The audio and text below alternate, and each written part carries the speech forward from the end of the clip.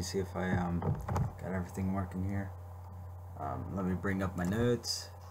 Close out all this. Yep. All right. So sound is good. All right. Bring up Discord and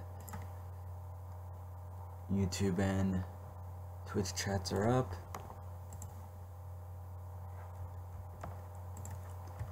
All right.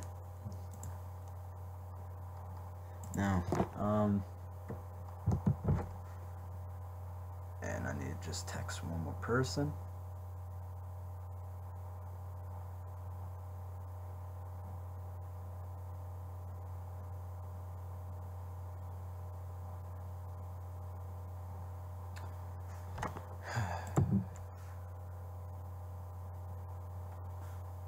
Sorry about this. I'm trying to get everything together.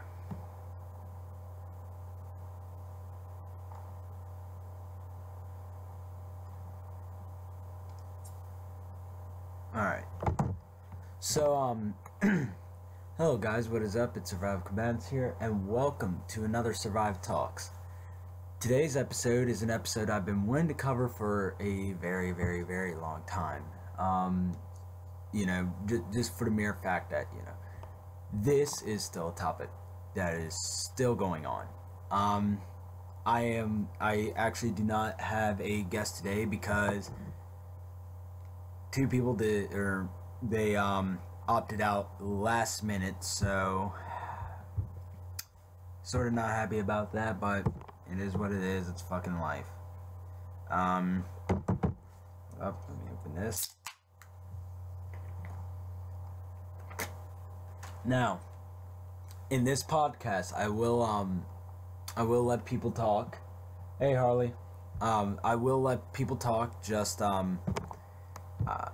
if you have a Discord, and if you don't have a Discord, just make a Discord real quick. And I will post a link to my Discord server in the chat.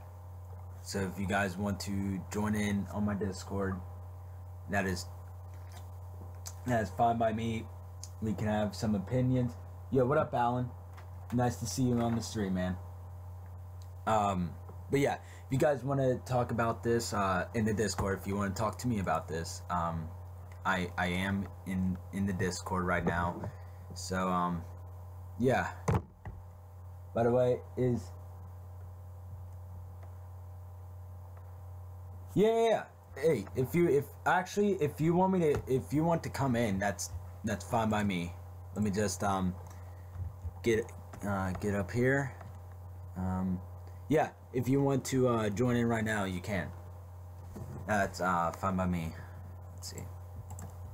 Let me grab my Discord shit real quick. Invite people. Okay. And there you go, bro. You're in.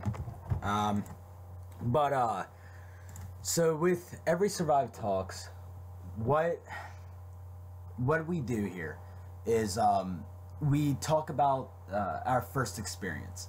I did this with, the Residents of Evil, team when, we did our Arklay episode.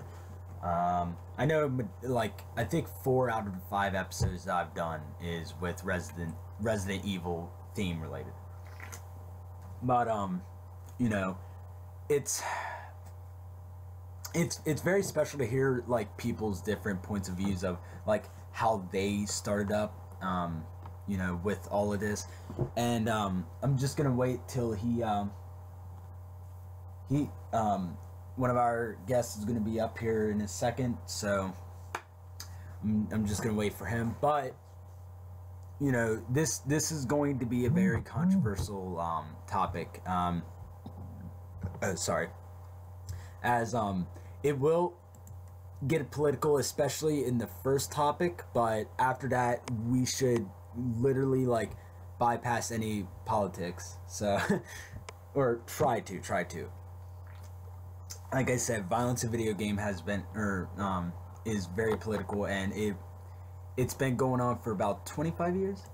Hold up, let me see if I got this right. Oh shit, I don't think I even have my sound on on the Yeah, that's why. Hold up. Give me a second.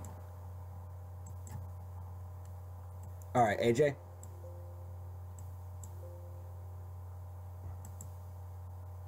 What the hell is going on? Okay, that is weird. Let me go into my Discord settings real quick. All right, can you hear me? Yeah, I can hear you. Whew, I thought something was wrong with my settings. Am I mute? Hold up. All right. What? Shit. Hold up. Okay, open up Discord. All right. All right, can you hear me? I can hear you. Yeah, I can hear you. All right. So you're in, right? What the hell? Fuck. So, Yeah. Yeah, you can hear me, right? Oh, shit.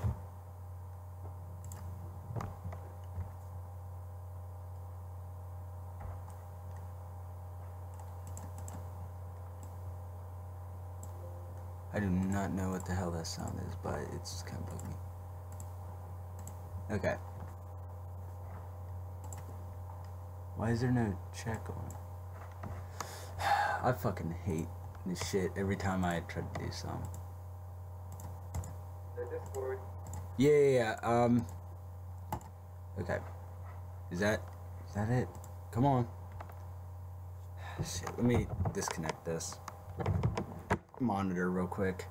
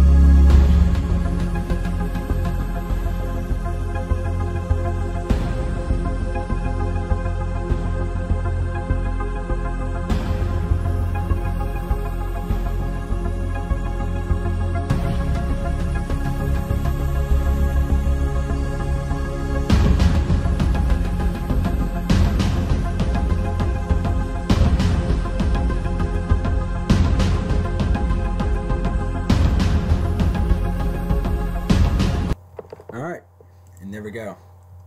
Let me look at the stream overlay, see if the GIF and shit is working. Okay.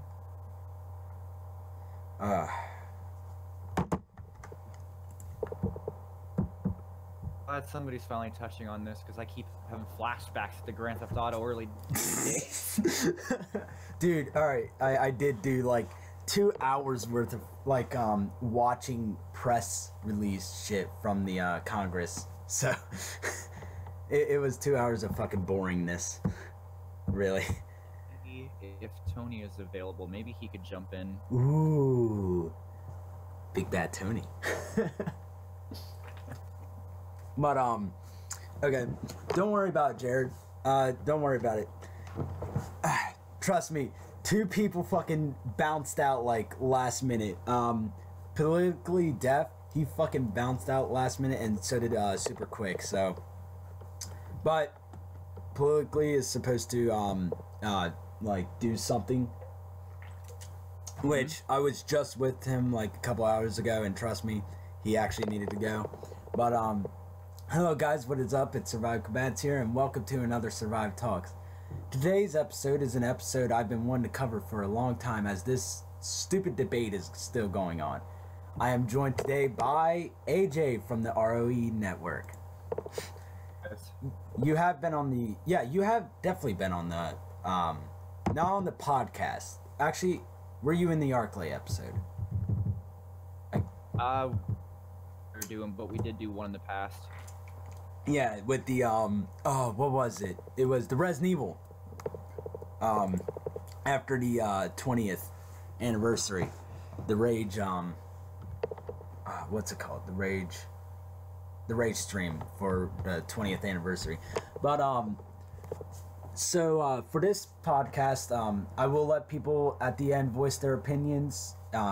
If you want to join in on Discord, I'll post my Discord on the, YouTube chat. And, yeah, so, let's, what, you know what, Holly? We got a guest. Oh, we do? Yes, we do. Tony's gonna be joining.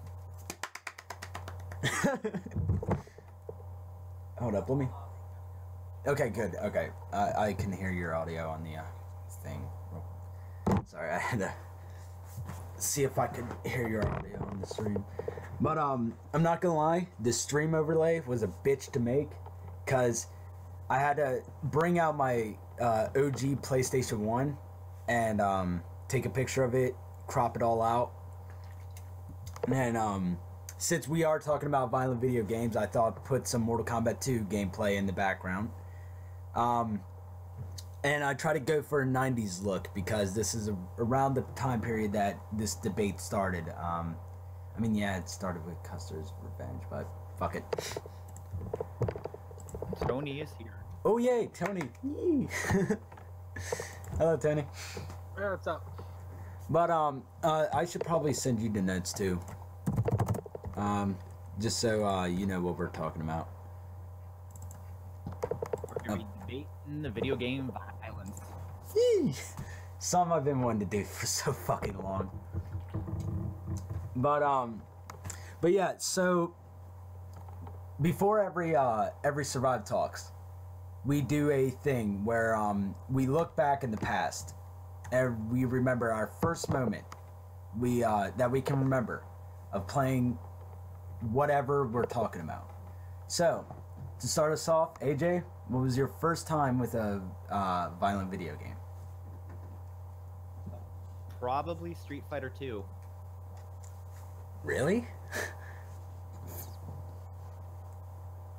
That violent, but Well, technically, didn't like when Blanca bit people, wasn't there blood in the Genesis version? No. There was blood in the arcade version because I played the main version.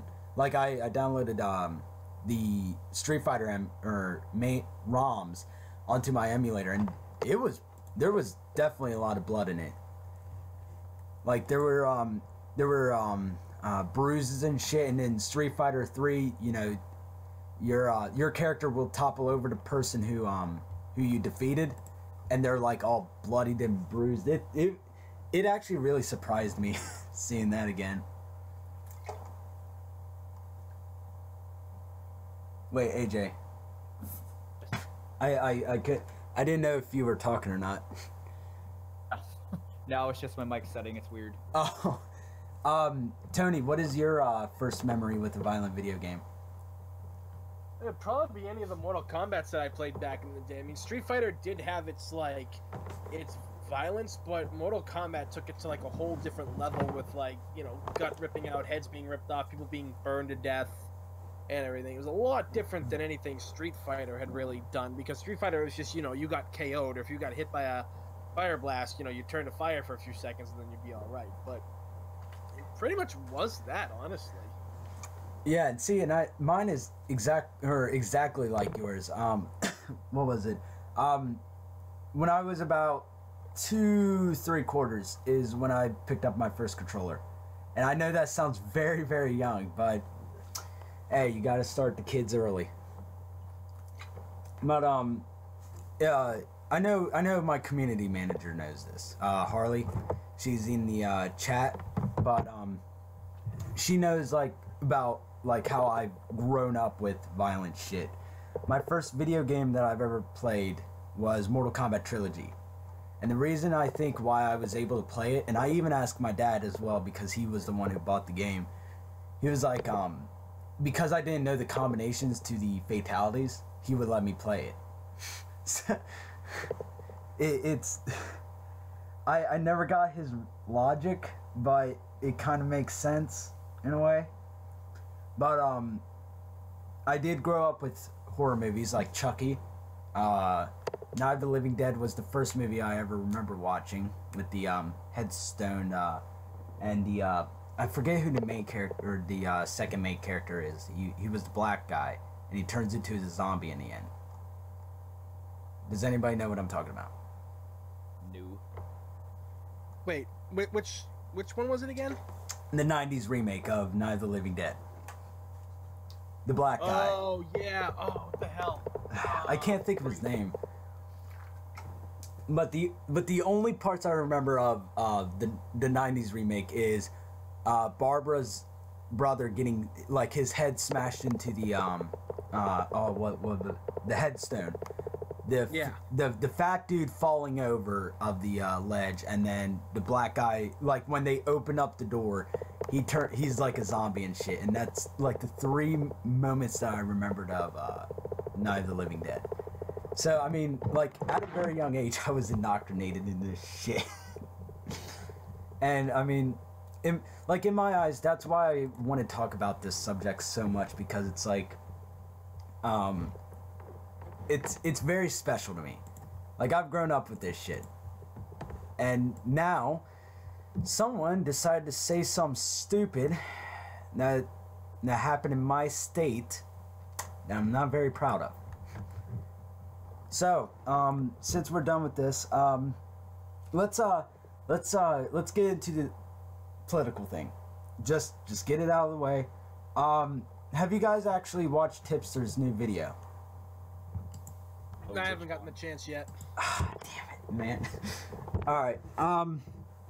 His video is actually really good. I recommend it. I'll put the link in the description. But his video was about like the violence of video games and shit, and I like how he describes it, because it's like, why are we even still talking about this after 25 years? Actually, The world needs a scapegoat. Yes, Yep. exactly. And it's like, you know, hold up. Let me see what I said. That, you know, we need to stop putting the blame on stuff. It's like, we need to, like, okay, so I'm gonna already say it. Matt Bevin, what he said was fucking moronic. And, I don't think it's actually video games that's the problem. I know I'm going to be getting into the blame game too, but in all honesty, I feel it's the media. Like, I'm not saying like, you know, movies, music, and video games. I'm saying the media as like the news networks, because they are the ones that are putting all this shit out there. They're saying, this many people dead. They're spreading pictures of the killers. They're putting the names out, and you know, like, it's a big deal. But we need to stop making it like everything. I don't even blame the media. I blame Trump. He's the one that put this back in the spotlight. His own words. Even before him, though, it was Yeah. coming back. Well, no, I Just mean in that the general. fact that lately everybody after- hates him and stuff like that, and he said something. Yeah. So now everybody's getting riled up about it and everything because it's just I like, mean- oh well, Trump did this, so this is one more thing that we can add on and blame him. Like I said, I'm not like a Trump supporter or anything like Oh, that. I'm just saying, like, I see what they do. When you're a hated person and you make that mistake, the fire comes burning even faster for you because so many people want you either like dead or they don't care what you have to say. They just think you're some kind of idiot. Yeah. Facts though, because it didn't come up again until after the Florida shooting, and he said it live on TV. I watched him. He's the one that put it back in the spotlight again. He wants to blame games. He wants to blame movies. We've been going through this for 20 years. I don't know how many times I've heard it when I was growing up. And you know what? I played nonstop horror games. It didn't affect me. What it is a mental health issue, and people aren't Thank talking you. about it. Thank you. And like what? Okay, so all my real life friends knows this. Even fucking Harley knows this. That I am right leaning, but I even said on the bus. I looked at the tweet and I forget who it was that tweeted it out, but it was someone retweeted Trump saying that and I looked at him like, Harley, Trump said something stupid. Like, I was like, oh, what the fuck, man? Like, come on, how are you gonna say that shit? And it's Not even so much a Trump issue. It's yeah, in general, people don't want to take accountability or actually do anything about it, so they look for the scapegoats.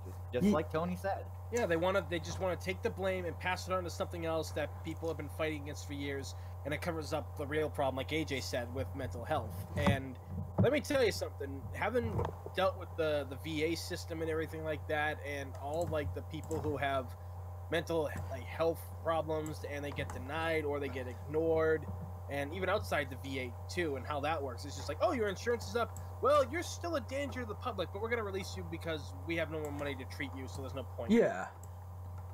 And like, I just feel that all this shit is so stupid because it's like, you know, okay, so we have like right as it happens, you know, we have the left blaming the guns, and I'm like I said, I am right leaning, but I do criticize the right as well because on the left it's the gun, on the right it's the music, the movies, the gun, or sorry, not the guns, the video games, and it's like, oh Jesus Christ, people, can we just blame it on the person that did this? He is Honest. he is I think still they're both- alive, okay? We can, like Tipster said, the guy that did this is still alive. So we can at least figure out what the hell is going through that kid's mind if he doesn't commit suicide first. But That's a roadmap that's worse than any street in Boston, let me tell you that. That kid's mind, like, road is just connecting to things that don't connect. Look, like, the thing of it is, it was on the wall. The writing was on the wall. Even the kids at the school said that this Yeah. guy was, like, was a problem. You had a kid who obviously didn't have a great home life. You know what? It happens. Like, I came from a pretty busted home and everything like that as well. But I didn't grow up being a psychopath and shit and taking guns and shooting people. yeah, and I mean, The problem is the schools knew this kid has been kicked out of 3 different schools. So instead of trying to like get help or be like, hey, this kid's gonna be a problem for society, they were just like, well, it's none of our business anymore. It's somebody else's problem. That's the way that this went. It's not about guns. It ain't about games. Everything. It's about the fact that this kid has had a rough life and nobody looked out. Now, instead, I'm not obviously defending what he did. yeah, of and course. everything. But like, you know, but- sometimes you find these people who snap and everything, and then, you know, you just find out it's like, yeah, they didn't have a good life. Or the other thing is, hey, they were on some kind of antipsychotic that made them worse. Because usually with every school shooting, 90% of the time, you hear about, well, they were on medicine for this or they were on medicine for that. So why don't we, you know, also, like, you know, AJ said, how about we check the mental health people? Why aren't we checking what medications they're on and monitoring them?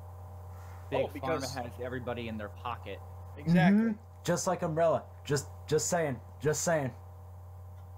That's Like it's the Tony truth, was though. saying, Yeah. it comes back to the schools. I blame the schools because when I was growing up, they didn't take bullying seriously, and guess what? When somebody gets pushed enough, eventually they're gonna fight back, and that's Yeah. what happened. He snapped.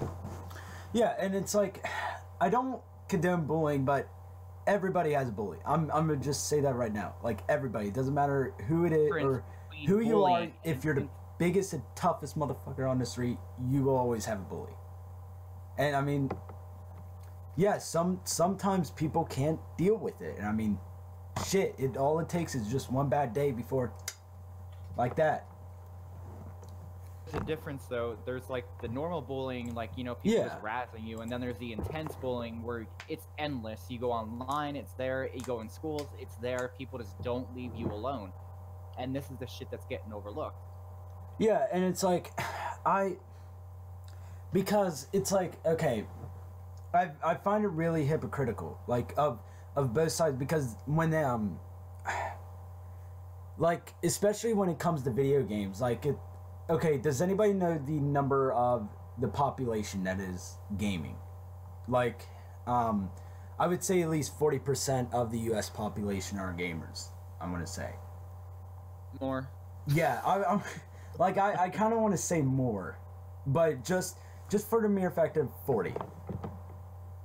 If gamers are fucking psychotic killers, then why is there, like, mass shootings every day? Pretty true. I mean, Because hell, it's if you like- look at my wall of video games of like 1,000 like over 1,000 physical games, that must mean that I'm a fucking maniac. Oh yeah, and I mean, you know, it's, and with both arguments. All right, so it's what I have typed over here is if the blaming is on the video, or no, not the blaming on the video games. Okay, so if you defend guns, or sorry, fuck, if you say that guns did this and you defend the media, not because not everybody that plays video games are like this, then you're a hypocrite. If you blame guns, or if you don't blame guns but the media, as in video games, movies, and etc., you're a hypocrite because you're gonna say the same exact thing that the other side is gonna say. I just feel like we need to take accountability of the person that has done this, and what the Trump administration said about the video games. I hate saying this, but it triggered me, because it's like, why are we bringing this issue back up again? And Because they don't know who else to blame. and yeah, and I could say this for the majority of the gamers, like, if you can differentiate from reality from what's ever in game. Like, okay, with me, I love Left 4 Dead, alright? Alien vs. Predator 3, absolutely love that game. Mortal Kombat, fucking love the gore and shit in that. And I'm completely fine with it because I know it's in game. Now, if I see a real dead body, I will freak out. Ask Harley. Okay, when we went to the arcade, I have a picture of it on Twitter with me playing Ultimate Mortal Kombat 3. We were walking to McDonald's, and I saw a dead possum. I freaked out because I hate seeing dead animals, like just decomposing and shit. Anything guts related, hate it. Because, like, I play a lot of violent video games, grew up in the 90s with, you know, Resident Evil and all that shit, and I'm used to blood, but when I see blood in real life, it freaks me the fuck out. Yeah, I'm squeamish of my own blood. Like, it's not every game. Yeah. I don't get why this is even a problem. But you know, it's like, we've been fighting this for 25 years, and this is the next point. Or actually, it would be 26 years technically, because of we had politicians like Hillary, and then we had like back in the 90s is what I'm saying, and in the early 2000s we had Hillary, and then in the 2000s we had Anderson Cooper, and I'm gonna say this, rapist Bill O'Reilly, lost my license Jack Thompson, and more people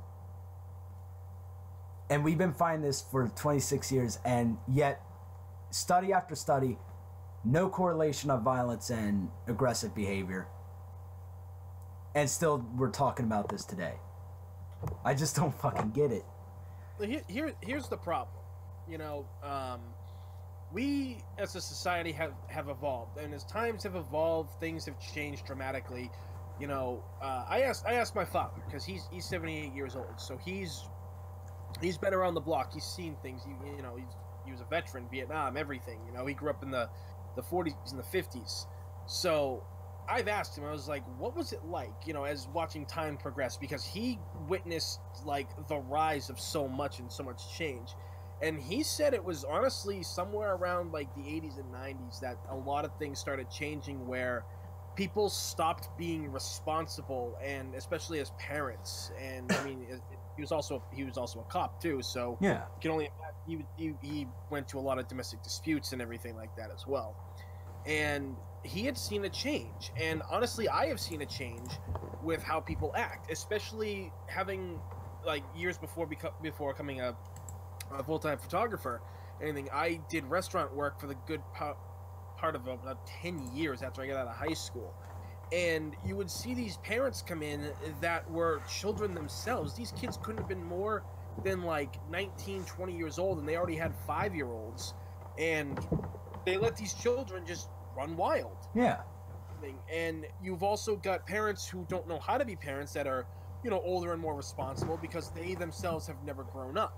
Or you get the parents that come from good backgrounds, all the stuff, they came from good families, and they're the ones who are always the ones that say, oh, well, this can't be my child. My child's perfect. My child would never do anything like that. You close the blinders to your own children, you're pretty much creating the next serial killers in this country, in my opinion. I mean, I know that's a long way to go. A lot of people are like, what the hell are you talking about? But from what I've seen and studied, like, of human progression and behavior and how everything has gone, if you don't watch these children, watch what they're doing. Like, I know you don't want to be that parent that, like, invades their life, but if you're not involved in your child's life and what they're doing at home, that's gonna cause problems. Now, granted, yeah, like, it's like my father said, you can be the best damn parent in the world, but the minute that your child leaves the house, you have no control over what they see, say, or do. You can only hope that the values that you've tried to pretty much put onto them since they were children, like, goes on. Because all my, like, other than, like, me, like, my sisters all turned out normal and everything too. So Like how you word that.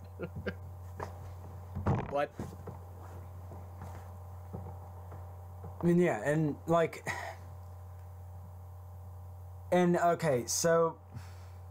Yeah, and what you said is true. It's like, okay, as a now 18-year-old since September,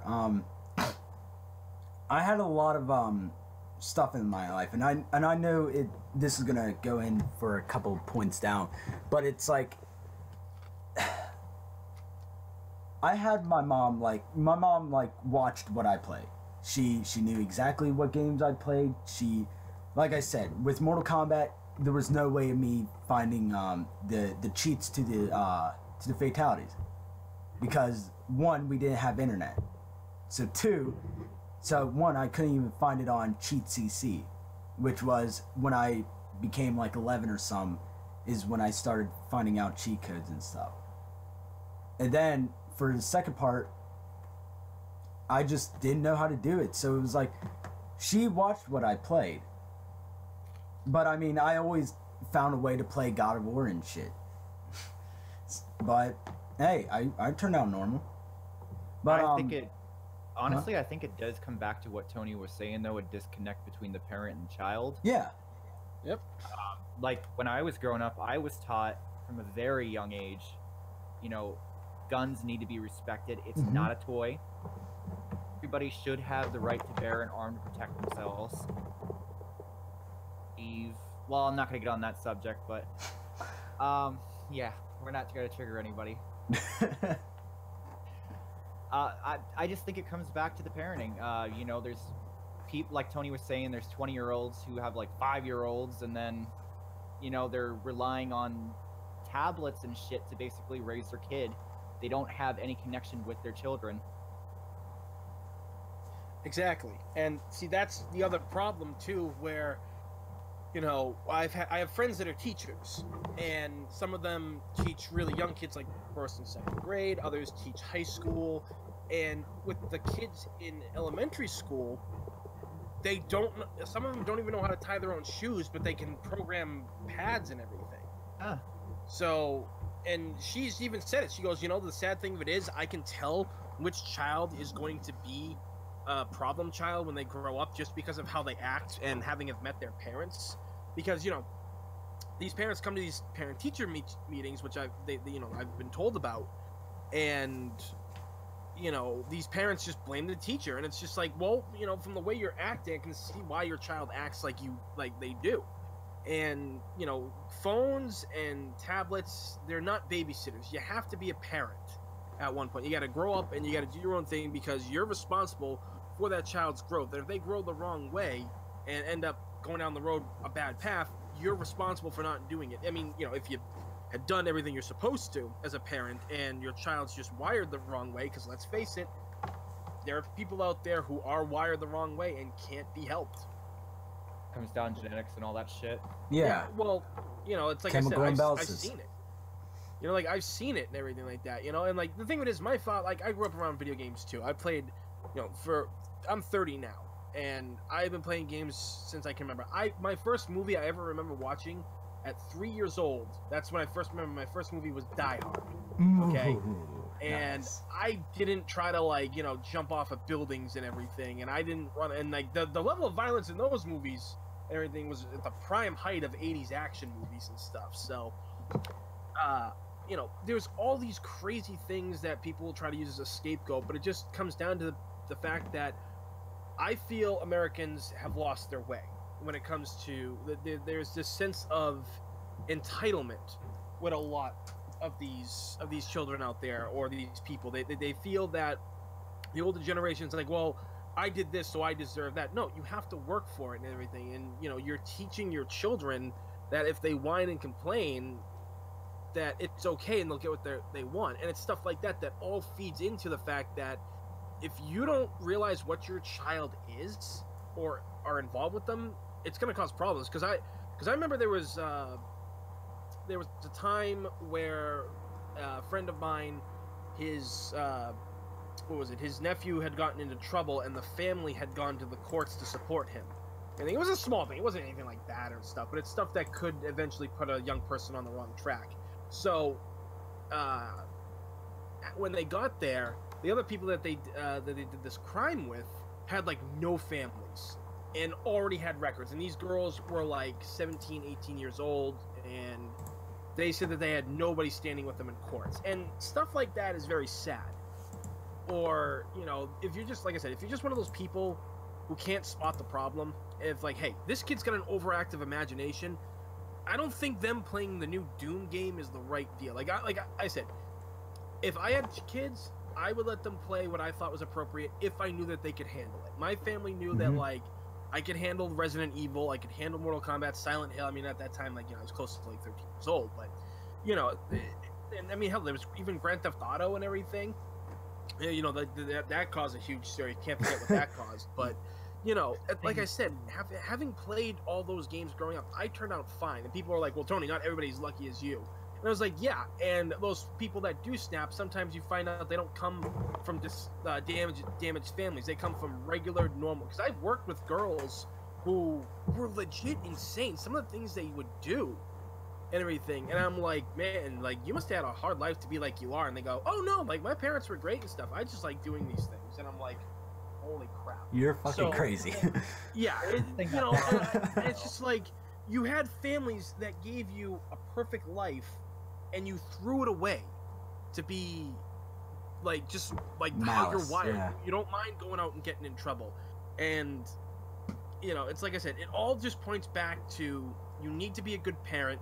You need to watch what kids are doing, especially nowadays more than ever. Because when me and my friends went out, like, in the neighborhood, we were out in the woods playing for hours upon hours and stuff like that, Kids today, you see them, and they got their faces glued to phones, and parents never know, honestly, what it is, unless they're the parents that actually do watch what their kids watch, and they have a an app showing them, hey, you shouldn't be watching that, or like, why'd you watch that violent shooting video earlier today? You know, like, Here's a subject that not many people talk about. They're always focused on the bad of video games. What Mhm. about the good they do? Like The Last of Us, that helped people get through the grieving process. Oh my god. yep, Dude. and Jesus. exactly. And what was it? And what about games Extra that- Life? People are Yeah. they don't talk about that, do they? No. Well, it's like and- anything else. When there's good, it's never talked about when they just look at it as a bad thing. And even when it says, oh, well, you know, that's good and all, but it caused this. Well, no, it didn't. I mean, there's even games that are based on mental illness that help people cope with mental illness Hellblade? or become stronger. I think, like, Eternal Darkness was one of them, if I remember correctly. I thought it was Hellblade. That was definitely one, too. Hellblade definitely, that was one giant mind fuck that they did a really good job with. I want to play that game. I need to get on PC. To stop playing that game. Me? But yeah, Kidding me, man. but yeah, No, I get how what you- you're saying. Like, it's kind of stupid because it's like, you know, growing up with, you know, with a lot of problems in my life. You know, video games has like, it hasn't been apparent, but it's like it's been like that second, like, I don't know how to explain it. An escape?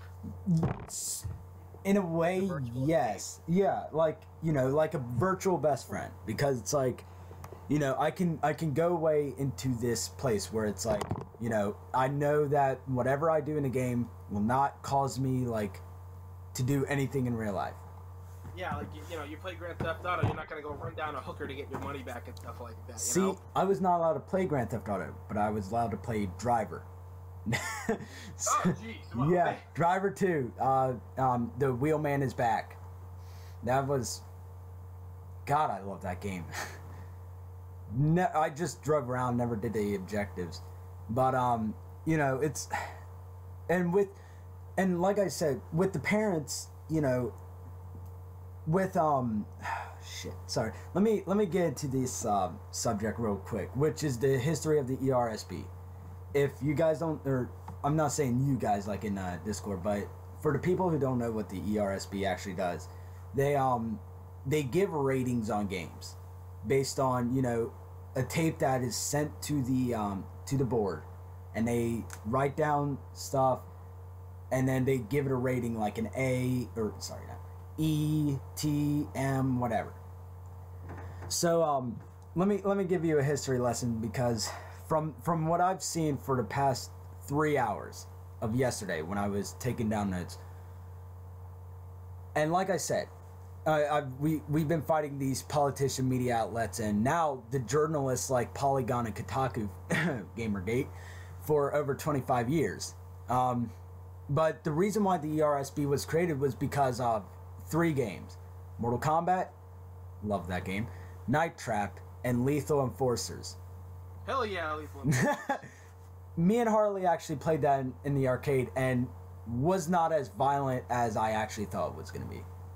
Not at I all. actually want to add Oh, something God, no. quick here, Yeah. if you guys don't mind. Off right now with these whole politicians, they're going on about the Second Amendment and all that shit. Well, guess what? First Amendment. 2011, the Supreme Court actually ruled that video games are protected under free speech. So, Yeah. buddies. But I mean, like, okay, so for the history lesson, it's like okay, so basically with these 3 games, it was basically also who else was in the court was Nintendo and Sega. Nintendo did not want a rating system because they approved everything that they had. You know, when they had Mortal Kombat, it had sweat in it and no gore whatsoever. With Sega, they actually had a rating system, which was, I forget what it was, but I know there was an MA13 and an MA17. I forget what the first rating was, but I know that they had a rating system, but it was vague. So there was a court decision, and you know, it was literally just Nintendo versus Sega. So basically what Congress told them is that in a year they need to get all their shit together and make a new rating system that every game publisher can go by. You know, people like Acclaim. Let's see who else. Midway. Fucking who else was a publisher in the early '90s? Fuck, I'm trying to think. I'm having a brain fart right now. But you know, because the Sega rating system was vague, they had to put it all together, and in a year they came up with the ERSB. And now, like I said, every game goes through this. You know, you send a clip of the game, they rate it, and all of it is early childhood, kids to adults, E10, teen, mature, and the infamous adult, which I think hatred is the one that got an adult rating, right? Usually PC games that are self-published. Yeah. But I mean, so like that was the history lesson. You know, they actually implemented the system, and what Matt Bevin said was and he is the Kentucky governor, which, like I said, I facepalmed when I read this in the middle of class. He said there are video games that, yes, are listed for mature audiences, but kids play them and everybody knows it. And there's nothing to prevent the child from playing them. They celebrate the slaughtering of people. There are games that literally replicate and give you the ability to score points for doing the same very thing that these students are doing inside of schools, where you get an extra point for finishing someone off who's lying there begging for their life. And that's the end of the quote. And I swear to God, that was the most stupidest and ignorant fucking thing I've ever heard in my entire life. Okay, I played Doom. I was always a Doom guy. I was never a Wolfenstein guy. Do you think I will give a demon a second chance? No. And I played Brutal Doom. I don't play regular Doom.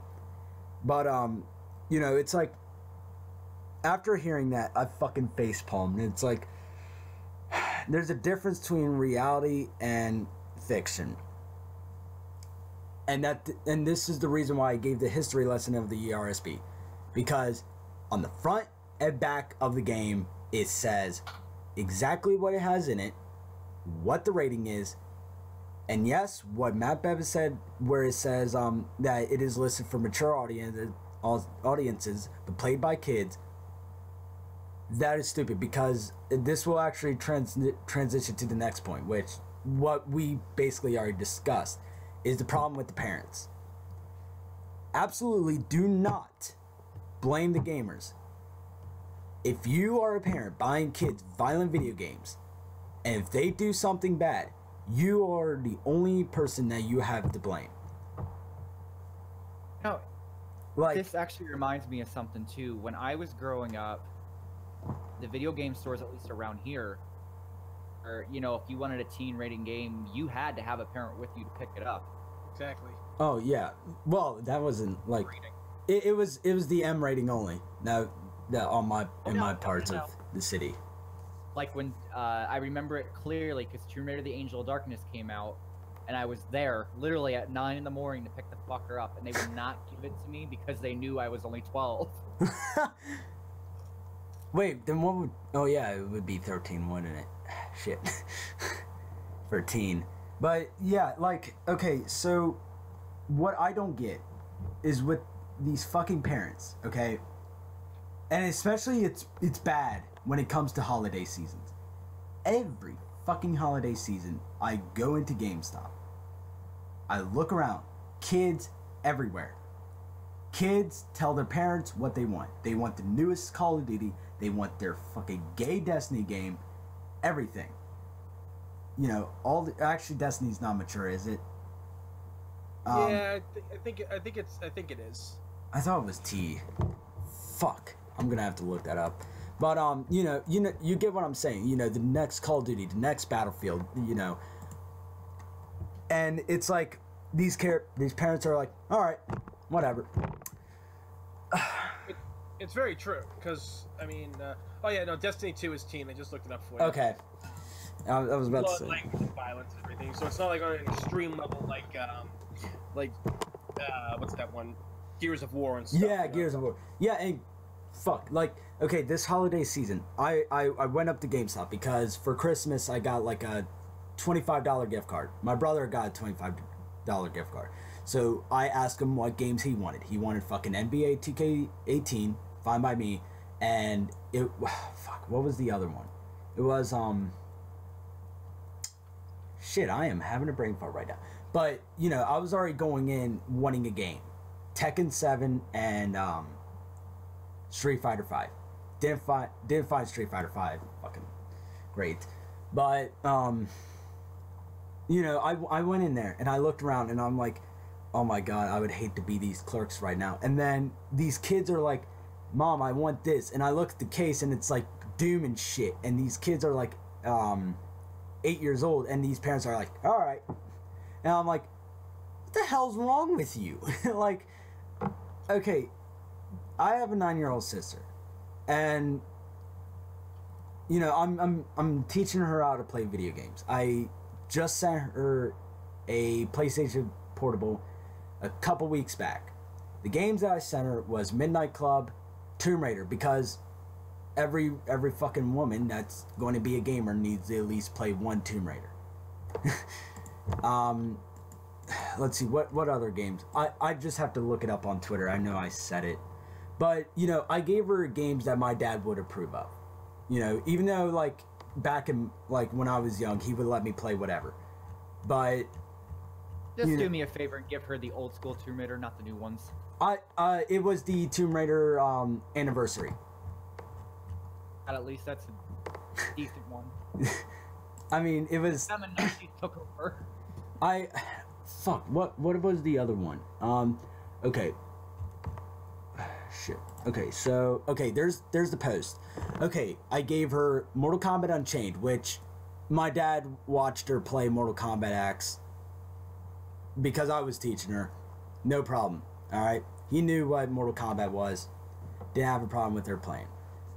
Midnight Club, Ratchet and Clank Size Matters, Daxter, Little Big Planet, and Tomb Raider Underworld. Or, no, not Underworld. Anniversary. Yeah.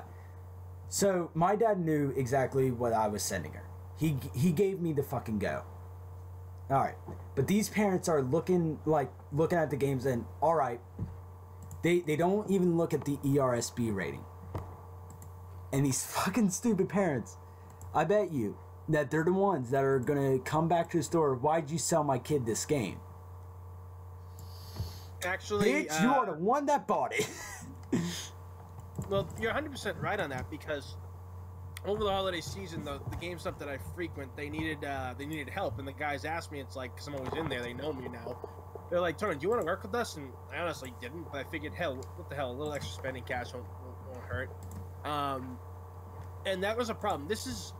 I had the same problem. I would tell people what this game was, and I was like, look, I don't think it's for a 5 to 6-year-old to play. It's pretty graphic. Because some of it was Call of Duty. They got their kid Wolfenstein before. Oh, God. And I was like, look, like, I'm not trying to, like, tell you how to be a parent, but these things are pretty violent. Yeah. No, they're okay with it. And I'm just like, okay. So they would come back, and they would be mad that we sold them the game. Of course, my bosses had stood up for me. Yeah. You know, it was just like, well, shit. Like, you know, you guys didn't listen. These are the same people that took their kids to see the Deadpool movie, and Ryan Reynolds in costume had said, "Do not take your kids to see this movie." Yeah, and I actually have a story that actually happened. He said "fuck" once in Deadpool, and he was chopping the guy's head off in the beginning. Parent freaked out, say, "What the hell is this?" Left the movie with her kid. I'm like, I shared this on Facebook. Had my mom share it with all of her friends. Everything. Made sure that there was no kids at the fucking theater. Of course, one stupid parent had to go in and, well, ruin the beginning of it. Thank God I have the fucking movie on DVD, but it's... And like I said, with my sister, it's like, yeah, she's 9, but she's all right. My dad knows the games that she plays. He knows exactly what the rating is, what it has on it. Now, the only game I think he won't let her play is God of War and Grand Theft Auto 5. Okay, fair enough. Which was my mom's rule.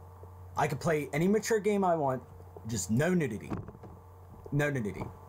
That's all it is. I started young then because Parasite Eve had nudity at like age 5. And see, and that was the rule for horror movies too, because I loved Resident Evil as a 5. Let's see, I was 4 or 5 when I started playing Resident Evil. Loved zombies.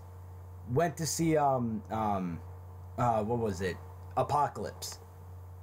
There was one titter in there. All right, one frame of a titter in there. My mom's ex-boyfriend was fine with it because it was only a frame, so it was like, okay, what the hell? But it was like, you know, my favorite part of God of War is both the beginnings of 1 and 2. The Hydra, I would have to say, is the best boss fight that I've ever had in my entire life. Like, because I just love the Hydra. And then the statue of, I forget who it is.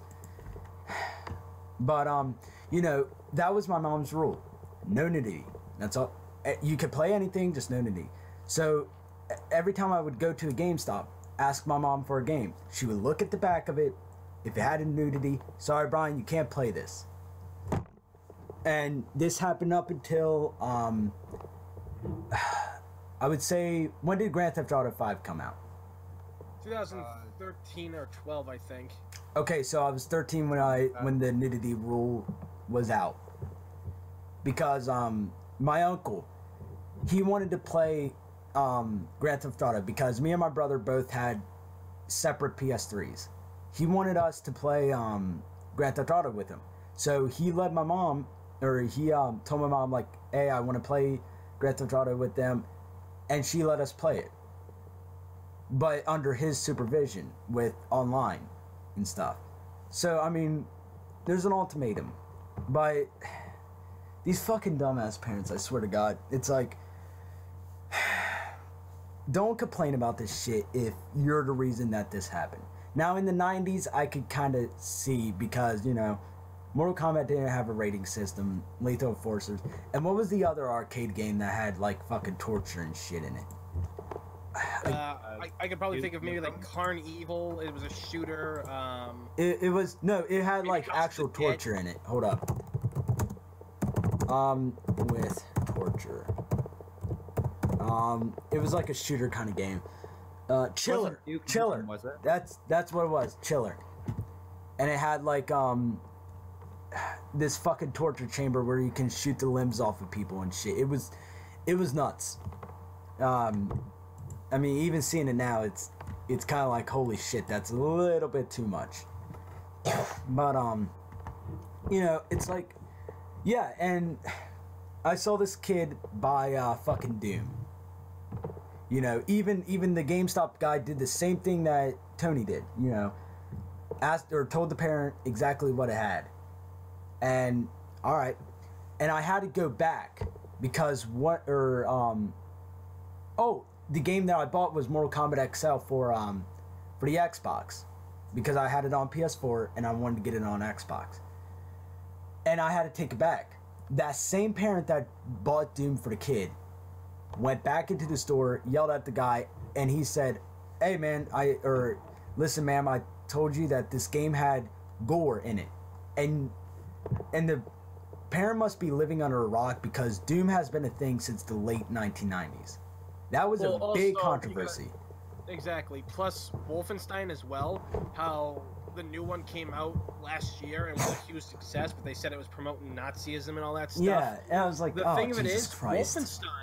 Wolfenstein has been around since the late 70s, which Really? a lot of people don't realize that. It's always been Nazis since day one, and just because everybody gets triggered so easily at the certain like sounds of words and everything, you got to realize it's like, look, you're beating a dead horse. You're bringing this up now. Like, this game has been around since the late 70s. Same with when PETA went after Nintendo saying Mario was wearing the skin of animals from Mario Brothers 3, a game that came out in like 1991, or at least 1990, I think. But it's just like, really? So they'll find anything they can just to complain about, and it's you know just what? like, well, instead of solving the problem, you just want to blame everybody else. Yeah. Actually touched on something good there. I think the difference between, you know, our generation growing up in the 90s with video games and the generation now get anymore. I think video games are actually suffering due to this because everything feels the same. It's all these based around Call of Duty's gaming mechanics. Yeah, and everybody wants to hop in, you know, something that's easy to pick up and play, but everything feels the same. And it should not be like that because video games are an art form and it's suffering now. Well, that, and you also have to realize, too, another big thing that, you know, kids in the 90s didn't really have that kids today have, the internet. We weren't dumb. Yeah, your mom gay, and I fucked her, like, 12 times today. I don't fucking know. Jesus yeah, like, Christ. that's the thing. Like, it's more easier to be a dick because of the internet now. It's more easier as a child that's very impressionable to see what they see and get lost in it because, you know, like I mean, I've worked with people who I just feel that should not be allowed out of the house because of how they work. No, like it's not like in a way like I'm trying to be mean or trying to be in a jokeful way. I feel that those people needed help because the way that they acted and they didn't know anything about the world, they weren't sure about anything, and they don't know how to act. And like even when I have done conventions and I've met people that are even close to my age, I'm just like, do you not know how photography works? Like, some of them are just like, wait, why do I have to pay you? And this is you know, and it's just like you are sheltered. You can't shelter people in this day and age. That's the other problem too. If you shelter them, it's going to cause more issues later on. Lying issues, yeah. That's the problem. They won't know how to function when they get out in society, or if something happens to you as a parent and you die. They're not going to know how to function because what they've always known and what has kept them behind a wall, they're gone, so that wall goes with it, and they go out in the world, and they don't know. Think of it like that movie with Brendan Fraser and Christopher Walken, where they lived in the fallout shelter. Blast from the Past. Exactly, yeah. He went out and he explored the world and everything like that. That's the thing. If you, and it's obviously a much different era now than when that movie came out. But like, you know, you gotta watch people, man. You gotta be careful. Like, they always say, oh, you can't judge a book by its cover and everything. But half the time with what people act and what they do and say, you kind of just know it's like this person either needs help or stay away from them. They're dangerous and stuff, you know. Off about them. Yeah, and like, you know, with you know, one of the topics that I had was problems with people, and I think you actually hit that right on the fucking head. Because it's like, okay, with me growing up with this, like my mom, okay, she didn't really watch the news because, fuck, someone's trying to call me, son of a bitch.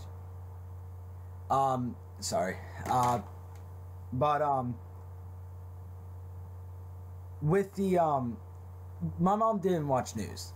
You know, like she likes the news, but she doesn't pay attention to like the political stuff until recently. But in the early 2000s, she didn't want any of that because she thought it was pretty fucking stupid, especially when it came to violence in video games. She thought that was stupid. That was a stupid argument because like she saw us and how we grew up, and it was like, no, my kids are definitely not like this.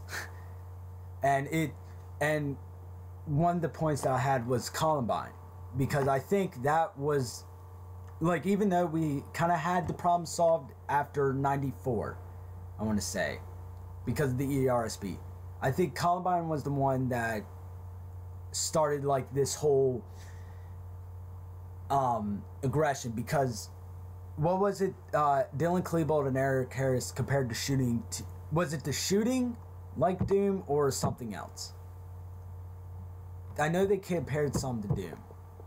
They compared something. I can't remember 100% what it was, but they used the Columbine incident because when they searched his house, he had video games that were violent, and you know, it's just they try to say, well, this is proof that video games cause violence. No, there's been tons of studies.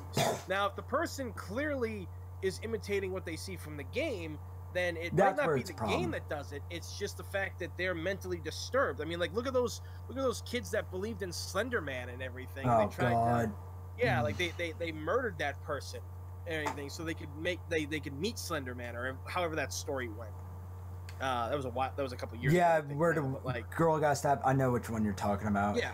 So it's stupid. Just like, you know, it's just like I said, like we said earlier, it boils down to the point that we just need parents to start being parents again. We need to have them watch what their kids are playing, and you have the ability from your phones to like pretty much hack your child's phone to make sure they're not watching something. You have the ability to buy games that have ratings. And this is the one thing that this is what kind of bothers me about parents of today.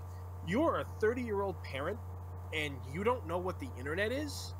Like, you literally have so much at your fingertips. Because, like, I mean, we used to have a lot of people come into the store when I was working there over the holidays and stuff like that. And I had friends who've been working for GameStop for years and other, like, retail places that sell video games. And even the place that my friends owned and stuff that we all were in every day, because it was also our clubhouse pretty much. We told these people, like, you know, we told them, it's like, look, they're not trying to not sell you this game. They're literally concerned for your child because this game is pretty violent. Yeah. You know, that's the thing. You shouldn't go into a place not knowing a thing about what your child wants.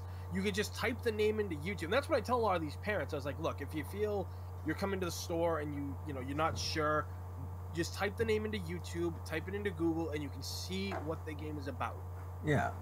Anything. If you do stuff if you take steps like that, you watch what your kids do, then you'll be a good parent, and hopefully your child will know right from wrong from how you teach it. Yeah, and like what I'm doing with my sister, you know, I'm wanting her, because she is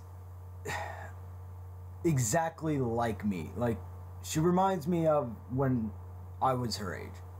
So right. I would like her to experience the same stuff, but only with my dad's consent.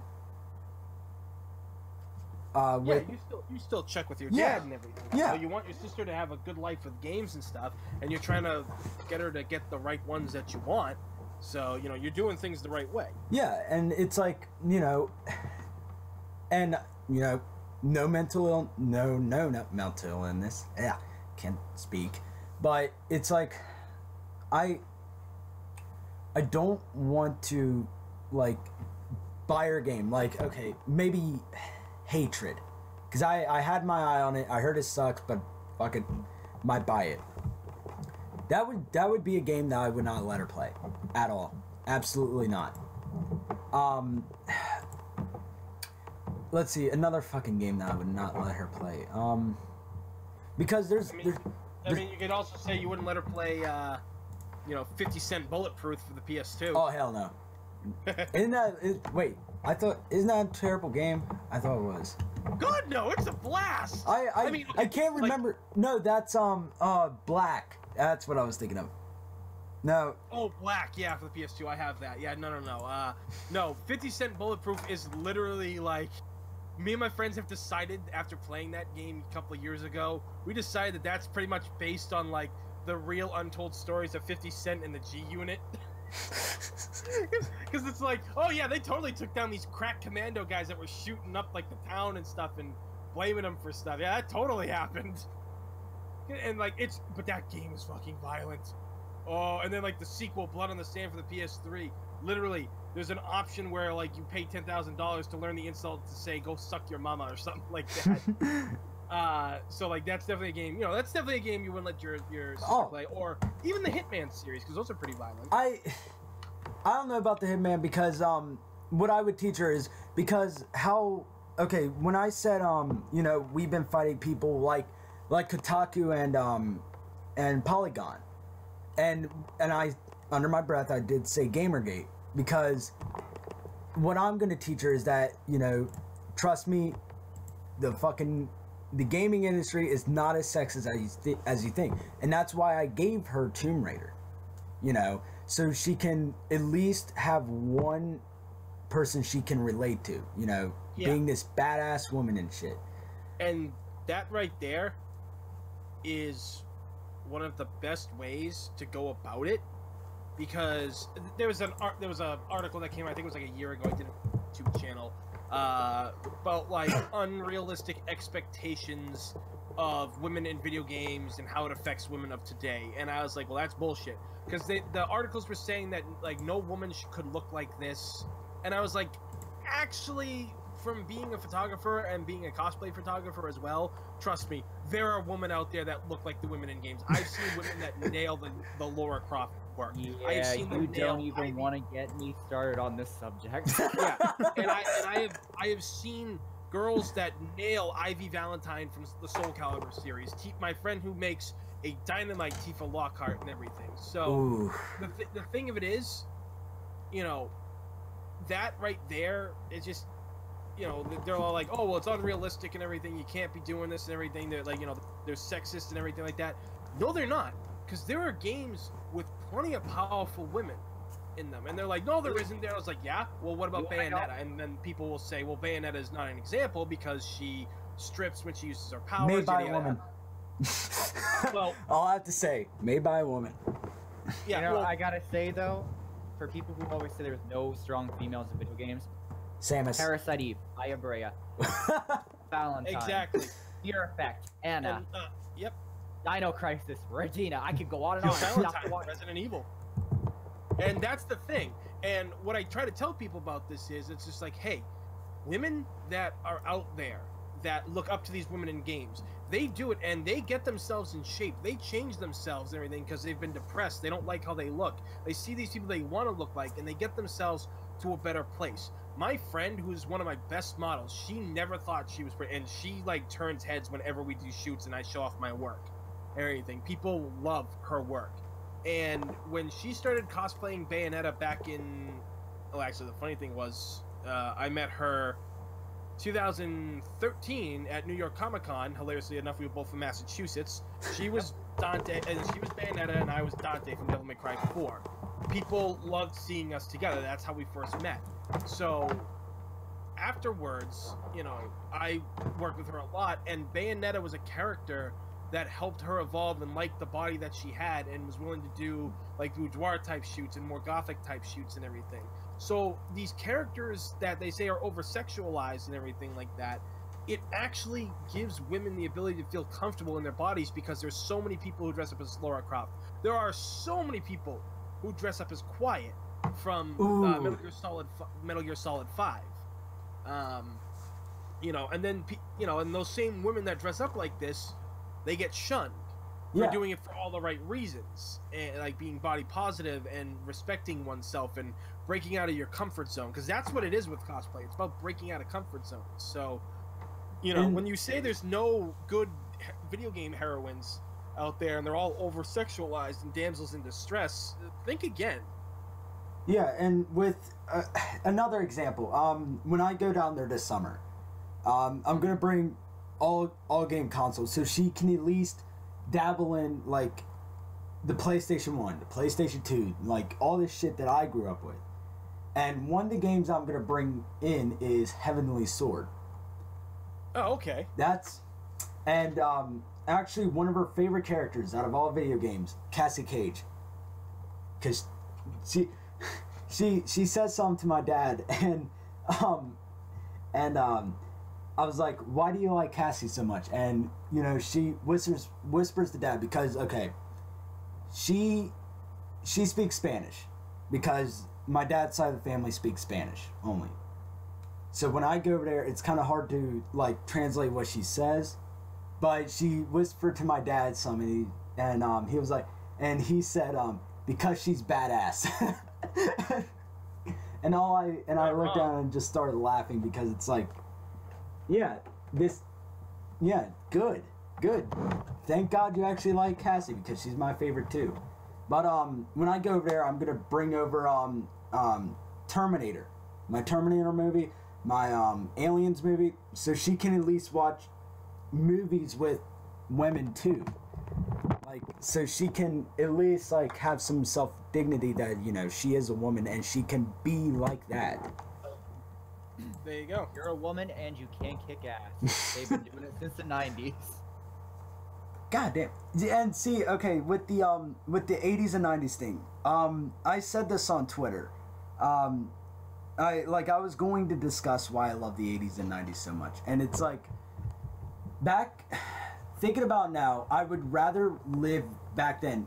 And I'm saying that, like, because, it's hard to say because it's like, yeah, I like today's graphics and shit and all this, but, you know, back then, there was a lot of cool stuff in the 80s and 90s. You know, you had the arcades coming up, you had the, you had all this technology, like, being invented and shit. You had the Walkman, you had the, what was it? You had the new, mobile phone in the cars and shit. The, the fucking, something that always interested me was the Pablo Escobar drug wars, the cocaine wars of the 80s. Loved those fucking stories and shit. Hell, Narcos is one of my favorite shows on Netflix. But, you know, watching that and it's like, wow, all this shit happened in the 80s and 90s. I kind of like, and I grew up like that too. It's like, I didn't get a PlayStation 2 until I was like, I want to say 8. Or actually, no, it would be 5. I would have been 5 when I got the PlayStation 2, but for like 3 years I had the PlayStation 1 playing Crash Bandicoot, Mortal Kombat Trilogy, Bushido Blade 2, Bushido Blade. Yeah, that's a series that they need to bring back. Hold up, Square Enix. Don't bring back fucking don't make another Final Fantasy fucking game. Make Bushido Blade. Road Rash 3D. Let me see. I'm grabbing out my PlayStation 1 disc right now. Nah, not South Park. Spider-Man PlayStation 1. Resident Evil. Nightmare Creatures. Mortal Kombat 4, and yeah. But I know there's a shit ton. Spec Ops. That was a game I definitely played as a kid. But Spec Ops is actually one of my all-time favorites. Fucking, so like I grew up in basically in the 80s and 90s, and you know, looking back on it, it's like, fuck, that was so awesome. Even though like I'm 18 and I was born in 99, whatever. I love that time period, and I just feel that, you know, with all the technology and shit, you know, all the fucking drug wars, that was really, really interesting to me. The music, and even the movies. Okay, movies is a big thing, because how many fucking new movies do you guys hear of today? They're all fucking sequels and reboots. Back in the 80s and 90s, you had Terminator, Alien, you had fucking Predator, what else? Lethal Weapon. You had, yes, Lethal Weapon, fuck, Miami Vice, you had, oh shit. The Lost Boys, you had Die Hard, you had Commando, and pretty much Terminator. Any Schwarzenegger and Stallone movie. Yes! Thank you. Before everything was special effects like it is today. Yeah, Exactly. and Texas Chainsaw Massacre, fucking Jason Voorhees, Freddy Krueger, Poltergeist, all this, like, great fucking RoboCop. Fucking love that movie. You know, fucking, shit. Everything was so better back then. And, like... In many ways, like, I mean, you know, that's the thing. A lot of kids in your your age group, they don't get that, because what they grew up in, like, they were spoiled by what you guys had. Like, oh, yeah. I mean, at one point, we had dial-up, okay? We didn't have the internet at first when we were kids. Then dial-up, you know, internet came along in, like, the late 90s and early 2000s. It was, like, an early, like, infancy type deal. So, you know, you didn't have a lot, and... You know, you watch what, like, Hollywood movies can do today. Yeah, some of it's really impressive as fuck. I gotta give it that, because when you watch some things, But when it's mainly when you see behind the scenes and it's just them standing in like a green room, Yeah, it's ugh. kind of, like it kind of takes away a lot of the magic because you watch movies from the 70s and 80s, and granted there was green screen stuff there as well. Yeah. But you know, it wasn't as prominent and heavily used. CGI originally was only used as a last resort when it came to this kind of stuff. You know, Yeah, like Ghostbusters. Fuck. I was just gonna say that, like, you know, when the dog comes alive and starts chasing him, yeah, they had a green screen animate that type deal. Everything they did that, but when it was in the doorways and on the bed, that was practical. Like Jurassic Park did the same thing. They Yeah. used animatronics. With the like movies like non-green screen, the Teenage Mutant Ninja Turtles, those were all like animatronic, like bodies with people inside the suits, but you know The head was the animatronic. And the Thing, with the fuck, who made the effects for the Thing? Not John Carpenter, was it? Effects. I think he directed it for the Thing. And it, Rob Bottin. Yeah.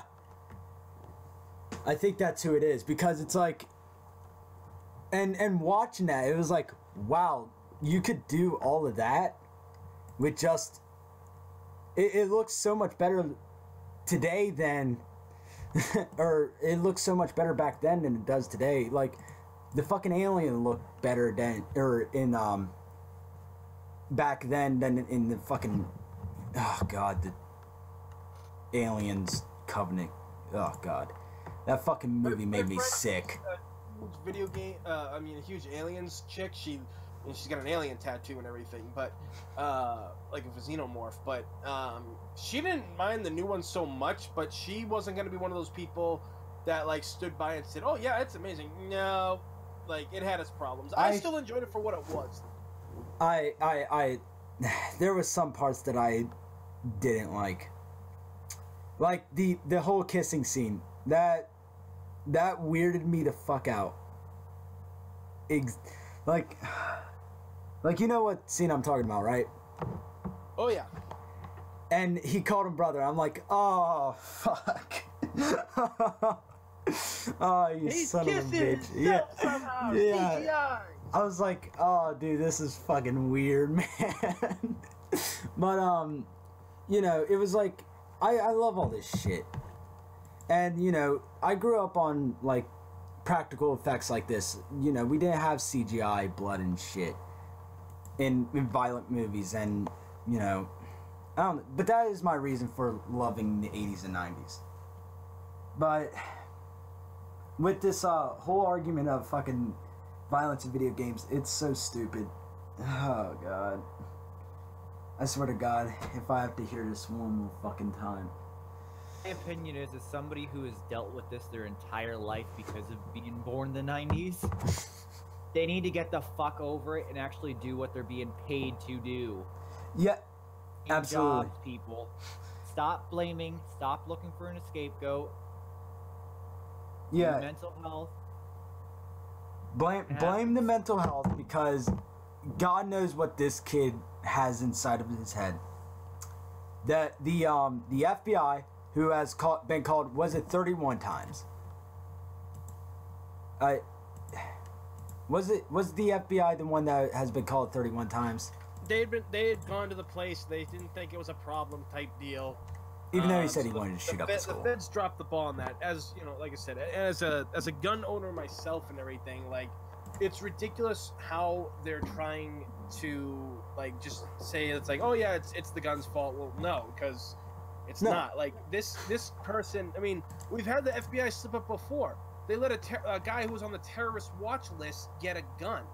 So. Oh yeah, that's right. It's not that we don't need tougher gun restrictions, because it's already tough for a lot of people to get guns as it is. Oh yeah, I gotta make sure that people do their jobs. Fuck, and I think in every state it's like you can't have a handgun until 21, which, I mean, it's fine with me, because you know you can hide a fucking handgun and shit, but you know, but I was planning on getting my concealed carry, you know, in a couple weeks, but now I don't want to do that with all this shit that's happening, and then me get labeled as a school shooter and shit. Like, yeah, no, do not want that. I'll just wait till after my senior year. Here's the thing.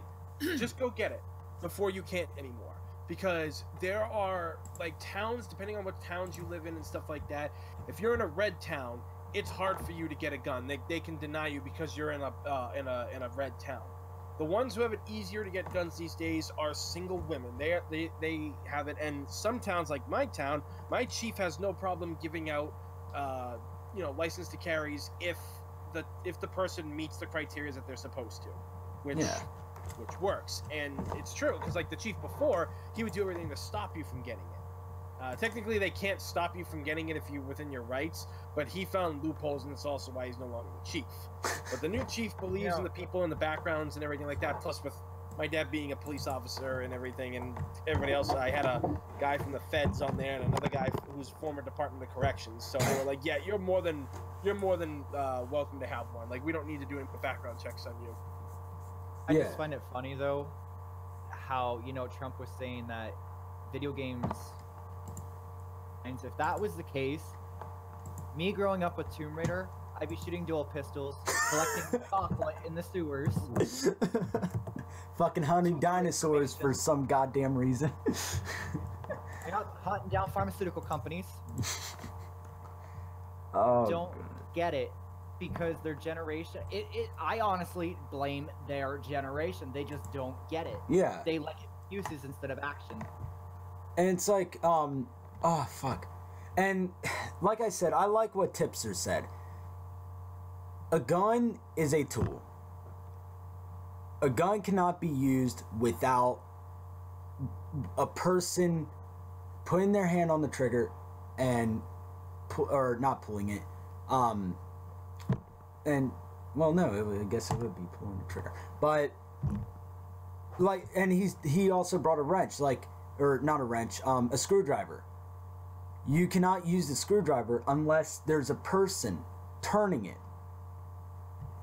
And sometimes people use these tools for bad reasons. And I absolutely agreed with him on this. And it's like, we can't be blaming this. We can't be blaming video games. That's fucking ignorant. And that has been ignorant since the 90s. When they started with the whole correlation with aggression. Of course games give you aggression. Remember the line, kids. Games don't kill people, lag does. Alright? Yeah. My thing is, though, if they want to... What eventually is going to happen is they're going to start discussing video game banning. I heard of violence tax. What was that what they were saying? Violence tax or some shit like that? Violence tax? What the fuck? I thought I heard something about violence tax. Like if you had if a violent video game, or if it's considered a violent video game, there'd be a tax on it. That's what I thought. Right now. Oh my god, if they actually did that. Suppose tax violent video games conspiracy. No, it's a conspiracy. Oh, okay. Whew, thank god. Stupid. I mean, honestly, this day and age, things wouldn't surprise me if they went that route. God.